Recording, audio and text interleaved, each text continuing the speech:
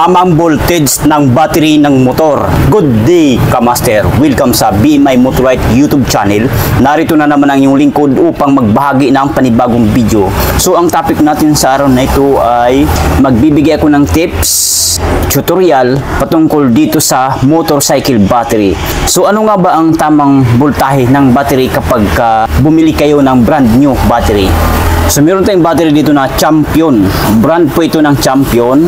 Pero si Motorite po ang may gawa nito para sa kalaman ng lahat. Ayan po kung mapapansin natin, by Motorite. Ayan. Ang size sa battery nito ay ito na po, MTC 6B. Ibig sabihin ng B, volt, itong 6 ay 6 ampere hour po ito. Then ito ay 12 volt maintenance free battery. Ibig sabihin, least hassle, hindi kailangan ng tutubigan or babantuan kasi ang battery nito ay disposable, ready to use. At once na ma-meet ang 2 to 3 years, i-dispose na ang battery nito. So madaling salita, palitin na. Papalitan na ng panibagong battery. Shout out sa ating viewer na si Sir Sakio TV. I-plus ko na lang sa screen.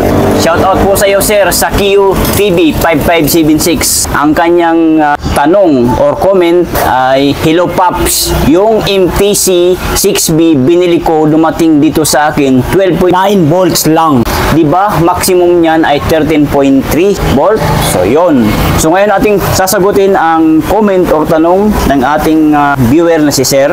Sir, yung sinasabi nyo po na 13 volts, ayun po ay kung nakasalang or nakacharge sa charger, pagkabunot, i-battery tester nyo po, yun po, 13 volts po talaga mahigit yun. Kung minsan umabot pa ng 14 volt.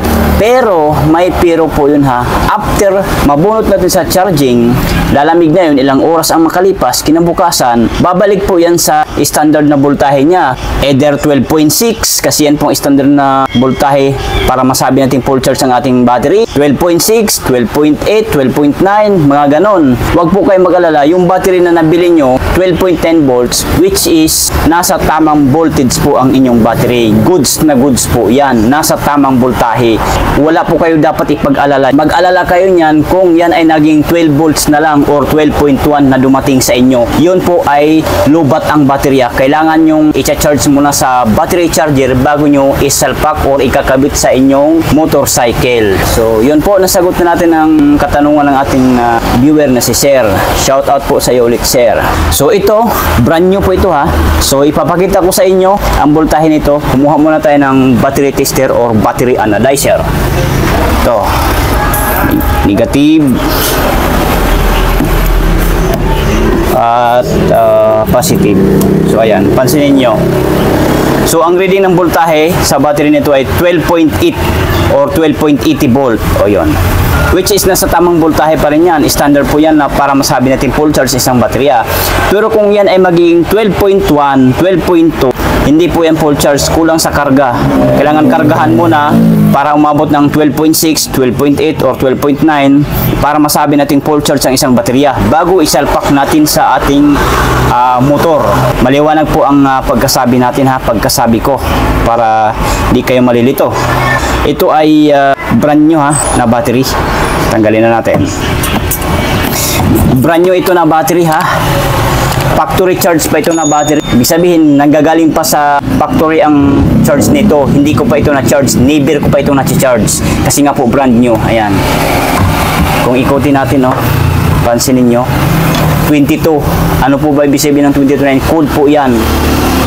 February 2025 lang po ginawa ang battery na ito. So, sana may idea na kayo dyan. Hindi ko na pahabain ng explanation dyan. Kasi yan po ay bawal na sasabihin. So, yun po. Ganun lang kasimple.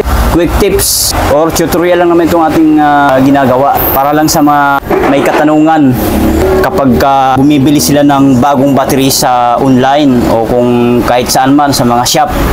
Palagi po nating tatandaan ha, kapag 12.6, 12.7, 12.8, 12.9, full charge po yan kapag ganyan. Kailangan ipapatester nyo muna sa store na pinagbibilhan nyo.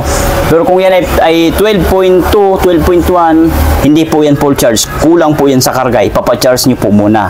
O pwede naman kayo na rin ang mag-charge sa bahay nyo pag uwi nyo. Ganun lang po. So sa mga nagtatanong naman, alam ko magtatanong kayo, anong motor ito? Saan ito pwedeng gamitin na motor? Para sa kaalaman nating lahat, Itong battery na ito, MTC6B, ay ginagamit po ito sa mga Honda Click. Honda Click 125, Honda Click 150, version 1, version 2. Itong battery na ito ang best battery para sa motor ng mga yon. Tsaka sa Aerox version 2, best battery din po ito. Version 2 ha, huwag yung version 1 kasi ang version 1 mas mataas-taas konti nito ang battery noon. Yun naman po ay MTC7B. Ito po ang itsura, papakita ko sa inyo para hindi kayo malilito. Ito po, yan. Oh. Tabi muna natin yan. Ayan o. Ito, pang Aerox version 1 po. Matangkad. Matangkad siya ng konti. Oh, kumpara natin dito sa MTC6B. Ayan. Oh.